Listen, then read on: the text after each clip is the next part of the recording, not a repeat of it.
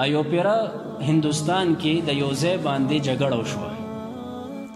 هندوانو وی دا ځای زمونږ دی او خپل خلک یې جوشیله کولو دپاره تیارول. نو ورته په دې چې دا مونږ ته حاصل شي مونږ سر راپاسې پروټیسټ وکړې، نو په دې مونږ اصل کې مندر جوړو.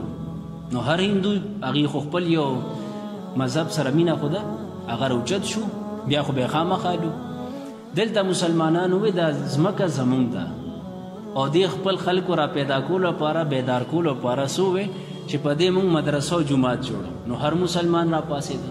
اوس خو مسله د ایمان ده، دې ته نه کتل چې حق د چا دی، صرف هغه یو طبقې د مندر واورېده او بل مسلمان د څه واورېده جومات او مدرسې، بس وي دا زمونږ دی. دا عادت مونږ کې دی که نه دی؟ خبره لاړه قاضي له انګریزانو حکومتو. دی ورته تاسو بچا متفق کیږئ؟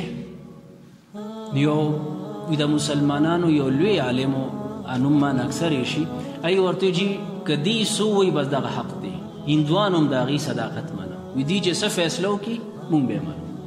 نو مسلمانان ټول خوشحاله شو چې دا خو زمونږ عالم دی، خو خامخا زمونږ به مرسته کوي او جومات پې جوړو، څه خپل مارکیټ خو پې نه جوړو. هغې پاسېدل او که زما په خبره تاسو متفق کېږئ مسلمانانو هندوانو، نو زه به وکړم.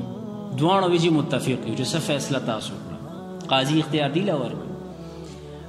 مولانا صاحب فرمایي دا ځمکه زمونږ حق نه کېږي د مسلمانانو، حق د چا دی؟ چې څنګه یې دا ووایي نو خپلو څه وی یو جنډه ده، دا ګستاخ دی، دا ایجنټ دی، دا فلانی دی، دا یهودي دی. ځکه دې جومات جوړول نه غواړي، مندر جوړول غواړي، فوراً دا ووایي. مسلمانان افراتفری خواره شوه. کم چې انګریز جج ناستو هغه ووایي نن مسلمان بیله اسلام وګټله. نن مسلمان خو کیس بیله، خو اسلام نن زمون ټول زور په دې لګېدلی دی چې مسلمان دی خو وګټي که اسلام بیلی بیا دی.